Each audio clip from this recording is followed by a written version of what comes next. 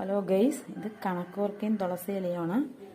നമ്മൾക്ക് കൺമഷി തയ്യാറാക്കാനാണ് കേട്ടോ.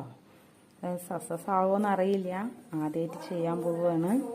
നമുക്ക് നോക്കാം കേട്ടോ. കണക്കൂർക്കയും തുളസി ഇലയും കൂടിയിട്ട് ചാറ് പിഴിഞ്ഞിട്ട് ആക്കിയ പരുവമാണ് കേട്ടോ. ഹലോ ഗൈസ്, നമ്മൾ കൺമഷി ഉണ്ടാക്കാൻ വേണ്ടി അങ്ങനെ വെച്ചിട്ടുണ്ട് കേട്ടോ.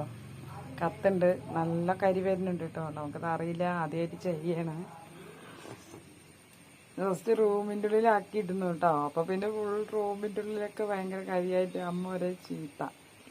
അപ്പം എല്ലാം അടുക്കളൻ്റെ അവിടേക്ക് കൊണ്ടുവന്നു. ഇവിടെ ആകുമ്പോൾ പിന്നെ അത്ര ഇതില്ല. കരി പോകുകയാണെങ്കിൽ പുറത്തേക്കല്ലേ പോകുള്ളൂ. ചുമരിൽ മൊത്തം ഇതാകില്ലേ പറഞ്ഞിട്ട് കരിയൊക്കെ എടുത്തിട്ട് കാണിച്ചു തരാം കേട്ടോ. കൺമഷി ആയിട്ട് കൺമഷി എടുത്തിരിക്കുകയാണ് കേട്ടോ. അതാ സൂപ്പറായി വന്നിട്ടുണ്ട്. കൺമഷിൻ്റെ ഇത് ഉണ്ടാക്കിട്ടോ. ആ കരിയൊക്കെ എടുത്തിരിക്കുകയാണ്. കരിയൊക്കെ എടുത്ത് നെല്ലിക്ക് നമുക്ക് നെയ്യ് ചേർക്കാം.